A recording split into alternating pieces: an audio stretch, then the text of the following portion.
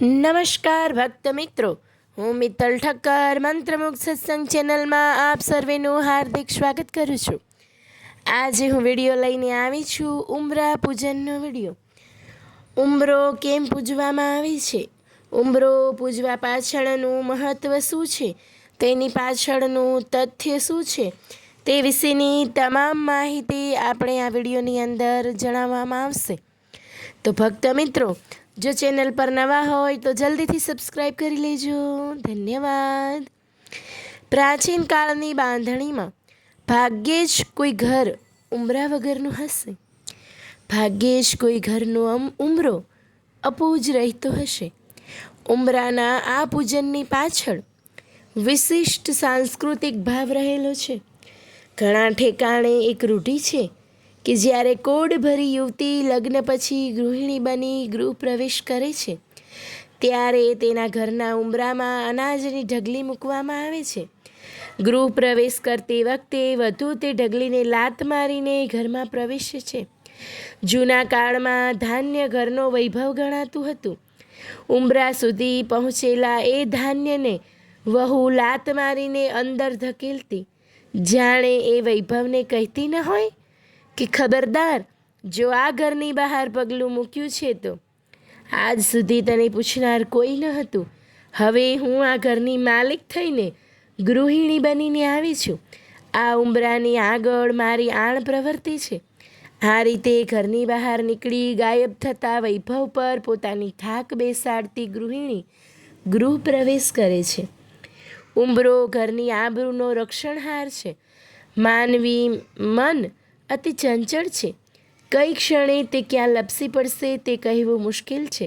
સ્ત્રી ઘરની બહાર પગ મૂકે, ઉંબરો ઓળંગે ત્યારે એ ઘરનો મૂક સાક્ષી બની બેઠેલો ઉંબરો તેને તેના અંતર્મન મારફત પૂછે છે કે તું આ ઘરનો ઉંબરો ઉલ્લંઘે છે, પણ તે વખતે ઘરની મર્યાદાનું તો ઉલ્લંઘન નથી કરતી ને.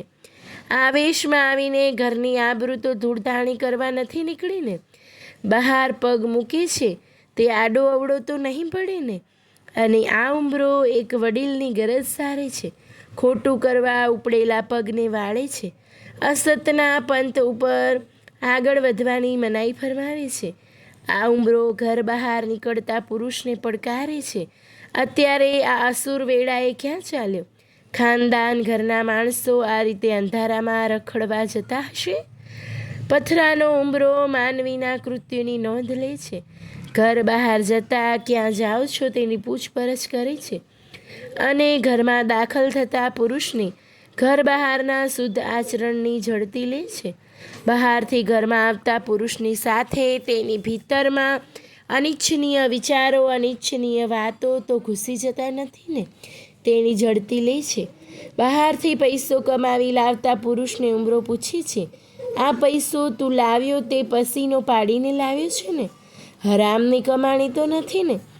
અને સંસ્કારી જીવ હરામની કમાણી લાવ્યો હશે તો ઉંબરામાં દાખલ થતાં જ તેનું અંતર્મન તેને ડંકશે. ઉંબરો એટલે કે લક્ષ્મણ રેખા. ઉંબરો જેમ ઘરના ધણીની ઝડપી લે છે તેમ બહારથી આવનાર આગંતુકની પણ નોંધ લે છે. આવનાર વ્યક્તિને ઉંબરા બહાર રાખવી છે કે અંદર આવવા દેવી છે? જો અંદર પ્રવેશ કરવા યોગ્ય વ્યક્તિ ન હોય તો ઉંબરા બહાર ઊભી રાખી તેને ત્યાંથી જ વિદાય કરે છે. ટૂંકમાં ઘરમાં કઈ વ્યક્તિ કયા પ્રકારનું વિત્ત, કઈ વસ્તુ અને કેવા વિચારોથી પ્રવેશે છે તે ઉંબરા પર નક્કી થવું જોઈએ. આજે માણસ પાણી મેલું હોય તો પીતો નથી, પણ વિચારો ગમે તેવા મલિન હોય તો પણ તે સ્વીકારી લે છે.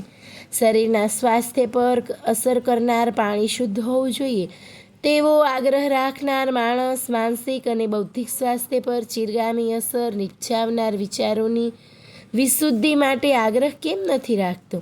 પાણી જેમ ઉકાળીને ગાળીને પીવામાં આવે છે તેમ વિચારો પણ ઉકાળીને અને બુદ્ધિના ગાળણાથી ગાળીને સ્વીકારવા જોઈએ. બુદ્ધિ એ માનવ જીવનનો ઉંબરો છે. ખરાબ પુસ્તકો અને અશ્લીલ સાહિત્યને મારા ઘરમાં પ્રવેશ નહીં મળે એવો પ્રત્યેક સંસ્કારી માણસનો આગ્રહ હોવો જોઈએ.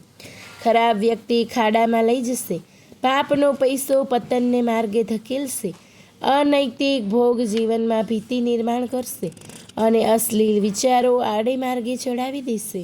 આવી વ્યક્તિ વિત્ત વસ્તુ કે વિચાર ઘરના ઉંબરાની બહાર રહે તેમાં જ કુટુંબનું શ્રેય છે.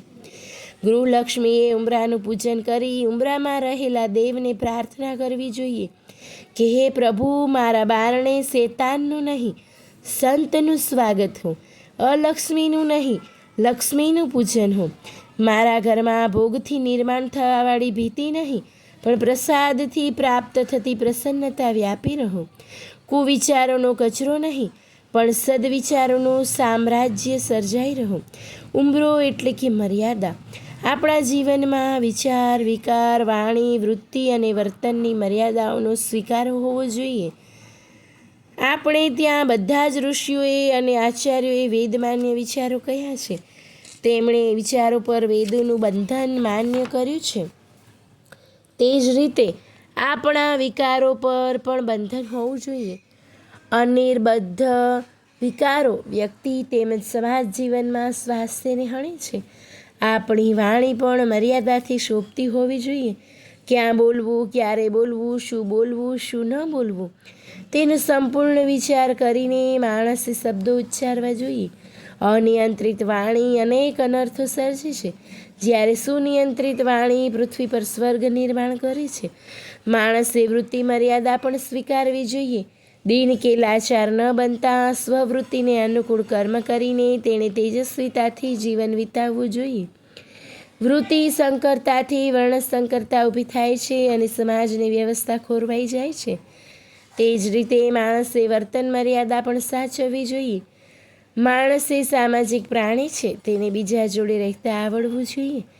મારા પ્રત્યેક વર્તનને ભગવાન જુએ છે. જો એ ભાવ દ્રઢ થાય તો આપણું વર્તન સ્વયં સુનિયંત્રિત બની જાય છે.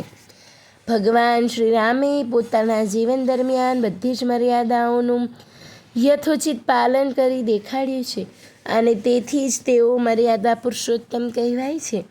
સંક્ષેપમાં જો કહું તો મારા વિચારો વેદમાન્ય, વિકારો ધર્મમાન્ય, વાણી શાસ્ત્રમાન્ય, વૃત્તિ વર્ણમાન્ય તેમજ વર્તન ઈશમાન્ય હોવા જોઈએ. એવો સંદેશ પરોક્ષ રીતે ઉંબરો પોતાની મુખ ભાષામાં આપે છે. ઘરના પ્રતિહારી, વૈભવ અને ચારિત્ર્યના રક્ષક, લક્ષ્મણ રેખાના દર્શક તેમજ મર્યાદા પાલનના પ્રેરક એ ઉંબરાને ભાવપૂર્ણ નમસ્કાર હો. ધન્યવાદ ભક્ત મિત્રો. જો આપ લોકોને વિડીયો ગમ્યો હોય તો લાઈક કરજો, ચેનલને સબસ્ક્રાઈબ કરજો અને બેલ આઇકન દબાવવાનું ભૂલતા નહીં.